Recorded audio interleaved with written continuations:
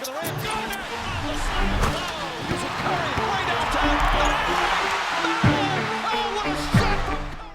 The purpose of this video is to capture Joel Embiid's career from the time he was drafted up to present day in 2024. Given his most recent injury, I thought it a good time as I believe he's at a crossroads in his career. Although he's been ultra skilled for a center, I don't know I would go as far as to say he's an elite ball handler. That title would be reserved for today's sponsor, Manscaped. The Performance Package 5.0 is a stat sheet stuffer. Clean up with the Lawnmower 5.0 Ultra featuring multiple trimming combs, skin-safe trimmer and foil blades for gentle yet effective cuts, an improved LED spotlight featuring multiple color temps for maximum court vision, and a full charge in just 90 minutes. To top it all off, it's waterproof, making this a versatile tool that can play multiple positions, elite at ball handling. To make it even smoother, Crop Soother and Preserver are included for after the game to keep you feeling fresh. The Soother is infused with butters and oats, while the Preserver is more like a deodorant. Post-game matters too, right? Speaking of which, get even deeper into the weeds with the Weed Whacker 2.0, also featuring skin-safe technology and ideal for navigating those crevices in the nose and ears with ease. It doesn't stop there. The package covered all the main stats, but the intangibles which don't show up in the score box are the free gifts. Treat yourself to the stylish boxers, which are made specifically for comfort, and the Shed 2.0 to house all goods in one place. Head over to manscaped.com and get your hands on the Performance Package 5.0 Ultra today. When you use my promo code displayed on the screen, you'll get 20% off plus free international shipping and 2 free gifts. That's 20% off plus free shipping and 2 free gifts with the promo code on the screen at manscaped.com.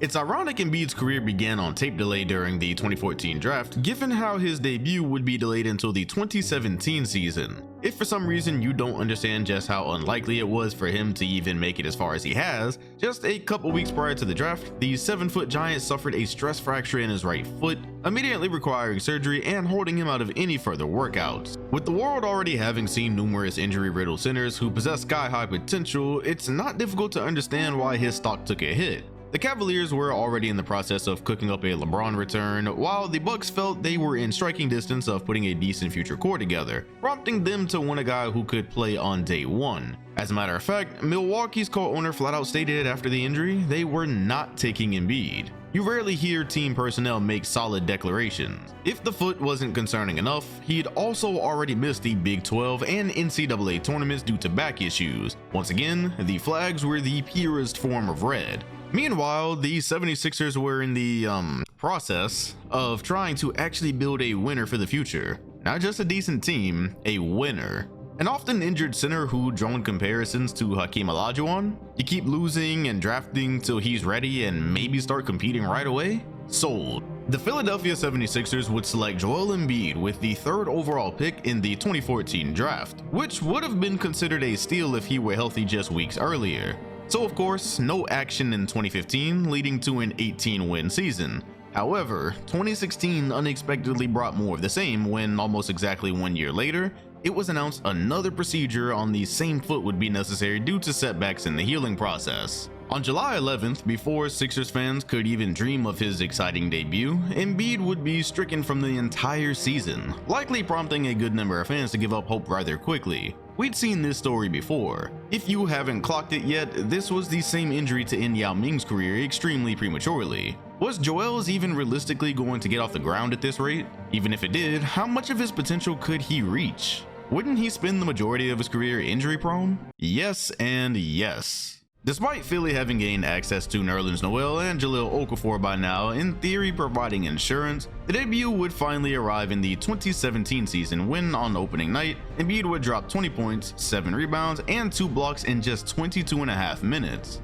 Okay, it should be highlighted here, the man had already clearly defied odds. There was zero ramp-up period, no lackluster performances beforehand. He immediately hopped out of 2 surgeries and put ball in hoop, which would become a theme. Throughout his rookie campaign, he would post eye-popping numbers in the little time he was afforded, causing onlookers to realize a special career could be on the horizon whenever the beast was fully unleashed. In only 25 minutes a game, he posted averages of 20 points, 8 rebounds, and 3 blocks on 46% from the field and 37% from 3. Using per 36, it translated to 29 points, 11 rebounds, and 4 blocks a game. Just to be clear, he eventually reached these marks in his career outside of the blocks. It was interesting though, because this was happening right in the thick of the big man transition era in the league. Sure, you'd always had a couple of guys who could work from the mid-range, maybe they could pop every now and then to spread the floor, but for a lot of them, even if they could, it was their specialty. He was an ultra-skilled center giving you a bit of everything: post moves, jump shots, and reliable three-point shooting for his size. Ironically, this was taking place right in front of Jahlil Okafor, whose playstyle was literally going extinct before his eyes. Unfortunately for the franchise, expectations would need to be tempered as Embiid hyperextended his knee on January 20th. Maybe no big deal, hopefully? Big deal.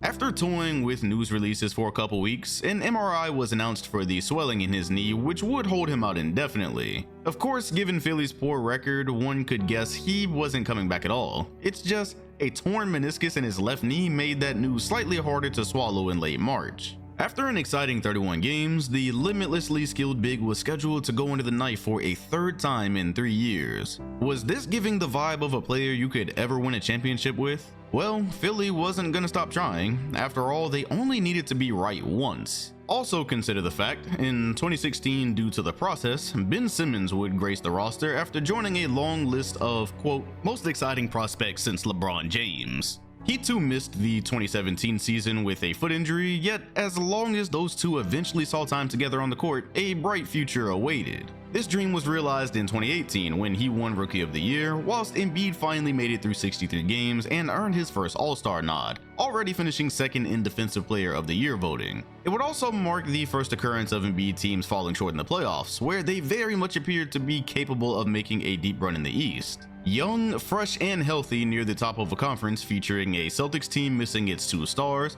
a Raptors team people had long stopped believing in, and LeBron's worst Cavs team in around a decade. Why wasn't a conference finals run at minimum in play? Although they'd breezed by Miami in round 1, it wasn't without injury scare given Joel had suffered a broken orbital bone and concussion, a very eerie foreshadowing event. Well, at least it wasn't knee or foot related. In round 2, they'd not even get close to matching Boston, which would also turn out to be an eerie sign looking back. Even more disappointing? In game 2, the Sixers led by 22 points in the first half, only to end up losing as Ben Simmons struggled to be aggressive. Eerie sign number 3. Crazy, you could literally find all the seeds of the future in their first playoff trial. In the end, a 52-win season and second round out wasn't a terrible start to the playoff process under the Embiid era, plus both stars would just keep getting better, right? With little time to waste having spent a majority of the decade tanking, the front office immediately got to work improving the roster around them, swinging deals for both Tobias Harris and cutthroat all-star Jimmy Butler. Despite Embiid's half-hearted, maybe jokingly efforts to recruit LeBron in free agency, he'd taken his talents west, meaning for the first time since 2010, a new Eastern team would reign supreme. He produced another year of improvement, surviving for 64 games, posting 28 points and 14 rebounds with 2 blocks. Still, the games played was an important caveat. The facial contusion responsible for him having to wear a mask in the 2018 playoffs really wasn't his fault, or anything which could have been predicted. The random assortment of injuries costing him now though? Knee soreness, back soreness. The sooner he could get the job done, the better. Along the lines of knee issues, tendonitis forced him out of 14 games post All-Star break and specifically cost 5 of the final 7 regular season matches. In any case, Philly trounced Brooklyn in round 1 as he performed up to standard, even though he did miss a game and his status for the matches was constantly up in air. It all led to a semifinals death match with Kawhi's Raptors that easily could have qualified for a conference finals series. If you remember anything about 2019 Toronto, it was the wrong series to be shaky in. They hosted multiple bigs, were physical, and eventually even found the right defensive mix to slow Giannis down. Considering his wobbly knee and later respiratory infection, Embiid's severe reduction in numbers when it mattered most might have had some fair explanations. However, given similar results 5 years later under different circumstances, nobody much cares. Leonard's legendary performance granted the Raptors a jaw-dropping Game 7 victory as pictures of Embiid crying back to the tunnel flooded the internet. His 6 of 18, 1 of 6 3-point shooting effort to go with 4 turnovers in an elimination game left much to be desired. You couldn't question one thing though. Unlike what would eventually come to the forefront with his supposed star teammate, he cared. I consider this series the official launch to his career playoff narrative. Great in the regular season, not the same player when it's time to lock in. Sadly, the 2019 Philadelphia 76ers to date remain the greatest roster he's ever had. Hell, depending on the butterfly effect, they may have been the team facing an injured Warrior squad in the NBA Finals. The process could have completed 5 years ago. Instead, Jimmy Butler turned out to be a rental, which is always the fear when dealing for a guy in said contract situation. Only management absolutely bears some blame after refusing to offer him max salary, instead choosing to pay Ben Simmons, who also needed the ball to be effective. Looking back, ouch. Thus, for the bubble season, Philly basically chose their perimeter star, brought in Al Horford, and called it a day. Weird year for everybody, of course, as Joel would somewhat predictably by now appear in 51 of the 72 available games. Once again, the usual works, including surgery to repair a torn ligament in his left hand during January, all combining to result in a reduction from his dominant 2019 campaign. No defensive teams, All-NBA, MVP, or D-Boy rankings. Just an all-star, which I guess is an acceptable floor. It's just, the duo of he and Simmons was already feeling as if it reached its ceiling in year 3.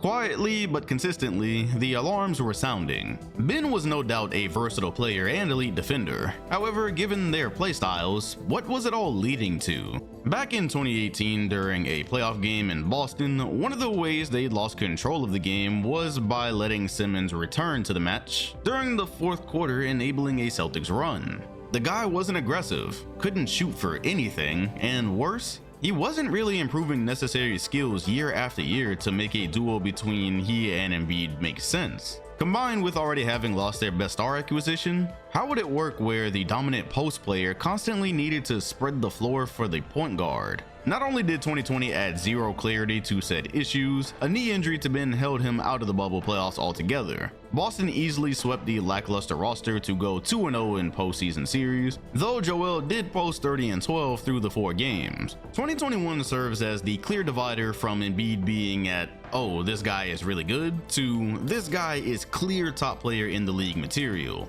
Maybe the potential had always been there, now he tangibly grew into it. With averages of 29 and 11 on 51% from the field and 38% from 3, he'd finished second in MVP voting for the first time to Nikola Jokic. The start of a fun theme in his career throughout the 2020s. It was that one time where, despite the dominant season, he couldn't even crack All-NBA first team, although he'd gotten more votes for the honor than Jason Tatum, who did make first team. Unfortunately, because he plays center and the MVP played center, this was as good as it would get. Even so, he continued fighting multiple back and knee ailments to again manage 51 of the 72 games, while narrowly helping his unit to the top seed in the conference. Once again, not the type of feat anyone particularly cared for, especially with the existence of Brooklyn, who appeared to be clear favorites when healthy. After blasting through Washington in the first round, the semifinals gave clear indication the Nets would not in fact be healthy, leaving some reasonable chance for any remaining contenders to advance to the finals. Would Philly actually be able to move forward though? In the Wizards matchup, Embiid suffered a small meniscus tear in his right knee, having to leave at halftime of Game 4, pretty early in the postseason to be dealing with potentially derailing issues. Atlanta met them in round 2, a squad that barely blipped on anyone's radar given the state of the roster, which was mostly Trae Young and some decent support pieces. Still, in one of the worst playoff upsets of the 2020s, they were dramatically put out in 7 to grant a very random conference finals berth. They'd never won a Game 7 on the road until then. What did Embiid do? Hell, he improved on his play from the regular season, posting averages of 30 and 13. He was disgustingly cleared by John Collins on a poster though. Besides the point, for all the playoff failure you see baked into Embiid's story, he didn't necessarily falter here. Well, outside of his high turnover rate, which is absolutely one of the reasons they lost. Only, you've got to tell the full story with Doc's questionable rotations and adjustments, lack of solid bench production, and, good lord, the lack of Ben Simmons. Averaging an atrocious 10 points and 33% from the free throw line, he patented what has so far turned out to be the biggest moment of his career, passing up a wide open dunk to tie Game 7 at the end of the fourth. Instead, opting to throw to also non-free throw shooter Matisse Thybulle, who very clearly wasn't expecting the rock. Yeah, 8 turnovers for Embiid in this one, but he also dropped 31 and 11. They needed this bucket. Afterwards, Joel took responsibility for his lack of ball security, also mentioning Simmons' missed opportunity as the turning point. You can even see his on-court reaction in real time. For me, it's the exact moment you could see the end for Embiid and Simmons as a duo. I mean, technically 2019 is the answer if we're being honest. It's just everyone around Benny Boy was fed up and you could see it. Up to that point in his career, 275 regular season games yielded 34 three-point attempts in an era remarkably noted for an uptick in shooting, especially amongst guards. In the playoffs, he'd only taken 2 his entire career. As if absolutely no spacing wasn't bad enough, how could you justify playing him late in games? Sure, the passed up dunk was bad. I believe the 34.2% free throw percentage he boasted for the 2021 postseason was even worse. Because he was so shit at him, he didn't even want the responsibility on offense. In fourth quarters of games 4 through 7, he took 0 shots. In fact, fear of being fouled explained why he didn't want to go up with the shot, as he assumed Gallo would hack him. Sure, he was now a 3-time All-Star and showed flashes of brilliance in the regular season. He was also completely untenable as the second option of a star duo on a contending team, and very well short of the LeBron prospect expectations fielded years ago. Asked if Philly could win a title with Simmons at PG, Doc responded, quote, "I don't know the answer to that." Brother, that was the answer. When Embiid was asked if he wanted the same group to return for 2022, quote, "That's a tricky question." That was also an answer. As the 22 campaign dawned, Benjamin wasted no time notifying Philly brass he had 0 intention of playing another game in a Sixers uni. This whole saga could be its own video, so for the purpose of Embiid's story, just know his career timeline was essentially Simmons' leverage for a trade. Sure, he couldn't force one or even really apply too much pressure.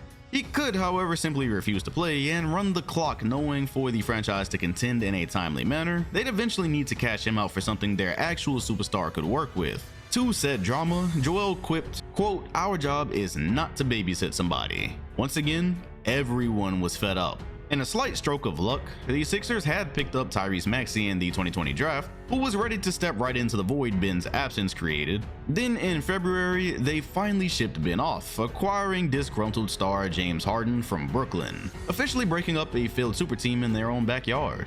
Allegedly, the perfect guard to pair with Embiid, a complete juxtaposition to Ben Simmons as a guard in almost every way. This season, Embiid led the league in scoring, set a record number of games played in his career at 68, and still, once again, finished second to Jokic in MVP voting.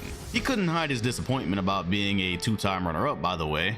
He gave Jokic his props, while also acknowledging how much power the media had in swaying votes for awards, citing he did not know what else he could have done to win it. Up to now, neither star had actually won in the playoffs, yet Denver was in year 2 of suffering without Jamal Murray and not being able to garner any real expectation. On the other side, a narrative was emerging. Embiid needed to be healthy and needed to get far in the playoffs. If you considered 2018, 19, and 21, 3 of his team's 4 playoff appearances included what could be considered early or disappointing exits, regardless of what his individual numbers said in any series. 2022 was put up or shut up. The basketball world would get to Jokic once he or his team underperformed as contenders, which had really only happened in 2019 when nobody cared about the West outside of Golden State. Okay, so Embiid and Harden get a short time to figure life out before the playoffs, landing as a 4th seed. Round 1 brings an inferior Toronto team who, despite falling down 0-3, temporarily scares the world into believing another Doc Rivers meltdown was on the horizon. Not before Joel got a little get back on the 6 with an incredible game-winning 3, one of his only signature playoff moments so far, and one of only 4 3-pointers he'd hit in the series as his percentage from downtown plummeted. Philly managed to wrap it up and avoid collapse, just not before Embiid once again sustained an orbital fracture and concussion during Game 6. Letting series go further than they need is always dangerous for this reason. The broken face did indeed mean the Sixers would have to take on the 1st-seeded Miami Heat without their superstar in its first postseason trial with James Harden. Although he made a return in Game 3, he just clearly was not the same. 5 years of playoff runs, 0 trips to the conference finals. A ton of injuries and well-meaning rosters which ultimately fell short, but no matter. It's a process after all. Failure for one reason or another is clearly implied. Plus, 2023 would offer a full, uninterrupted year of bonding between the 2 stars with a chance to go all the way. Maybe Harden wasn't his usual self from Houston. He was, however, probably the best fitting player Embiid ever shared the court with. Given such advantages, he would go on to take another jump in numbers, once again leading the league in scoring, at long last outdueling his Denver counterpart for MVP and All-NBA first team. The only feat remaining was to be the one to go all the way. Perhaps they'd even meet in the finals.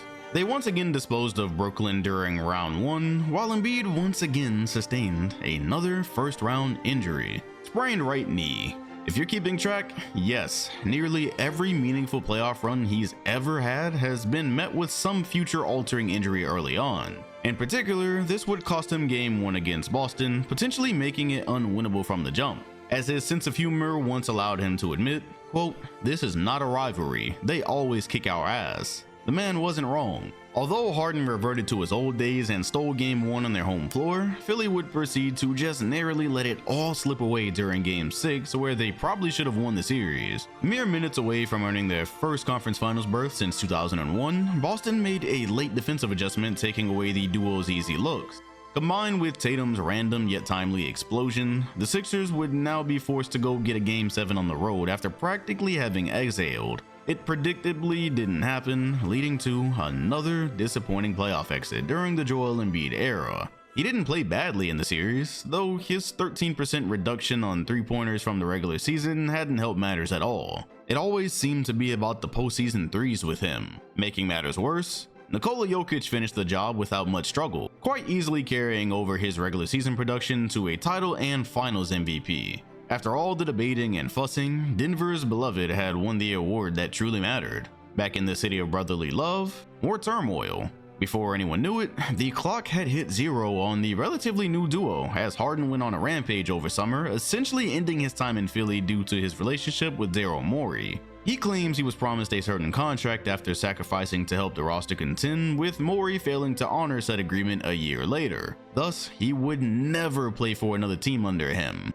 Much like Simmons, he didn't have a ton of tangible leverage, he just had Embiid hostage, who was never fully committed to being a Sixer lifer if you didn't notice, as no star ever does. Not even too long ago, he mentioned his goal is to win a championship, wherever it may be. So sure, Morey could have played infinite hardball to spite James and waste his aging career, but what sense would it make knowing the East has gotten even tougher and Embiid's clock is ticking? On Twitter, as multiple teams he'd have to beat improved, he seemed none too pleased. Since Maxi's development tracked rather nicely, Morey was eventually able to let go of Harden in a semi-timely manner, receiving a haul of presently useful players who are on deals allowing the franchise flexibility going forward. Yeah, they'll need it. At the time of this writing, you can probably guess Embiid has once again been sidelined with a knee injury. This time surgery to the lateral meniscus of his left knee. The procedure will cost him at least 4 weeks and also a shot at many awards while erasing one of the greatest seasons ever. Sure, there's always commentary about his flopping, which has definitely injured other players before, his incessant foul baiting, yet I hope to document here in real time that the man was absolutely dominating people from the mid-range, post, and while he'll never be Jokic, has also become an improved passer out of necessity. Finishing so far with averages of 35 points a game, it would have landed him in the top 10 of scoring averages for a season ever. After already having missed 15 games before the surgery, it can be argued he'd hurt himself trying to keep pace to qualify for awards under the league's new ruling, where he was at least playing well enough to repeat as MVP. Was he about to lead Philly to a title though? Personally, I don't believe so. There is no word on whether they intend to suit him up again this year, which will be an incredibly vital decision for the future. If he doesn't return, 25 and 26 are the only remaining seasons left on his deal till he accepts the player option for 27. So you essentially don't even get to see how far he could take this specific unit while possibly having only a couple cracks left. Is this unit championship worthy? In reality, no. Tyrese Maxey has developed into an all-star. Schematically, the team around him, especially after the Hield trade, does make them a ton to deal with. Still, if we're talking about winning it all, too much has to go right when there are simply more stacked and better teams out there. So do you risk carting him out on a shaky knee just to get predictably eliminated and potentially sustain another injury which could cost him time next year? It ain't exactly like the Tim Duncan situation from 2000, it is however a very similar concept. Then what's available over the summer? He's now gone through three co-stars who've skipped town and have gotten him no closer to a title. To be fair, there are some long shots Philly may be able to lure. However, if I were any star looking at them, I'm also asking myself, what does Joel Embiid have left? At this point, fans should acknowledge how unlikely his entire career has been regardless of how you feel about him. We're talking about an injury-riddled 7-footer who drew Olajuwon comparisons out the gate and honestly kind of delivered. He got drafted 10 years ago, flat out missed a huge chunk at the beginning due to lower body injuries which regularly derail him in his size, continued to pile those injuries, then miraculously just now came very close to repeating as MVP. If it ended today, he's had a remarkable run. Though, yes, he's pushing 30 with a significant and scary history, so any future stars searching for a pairing may be wary to tie their fates to his health. It all remains to be seen, but for now, this is the story of Joel Embiid's career so far.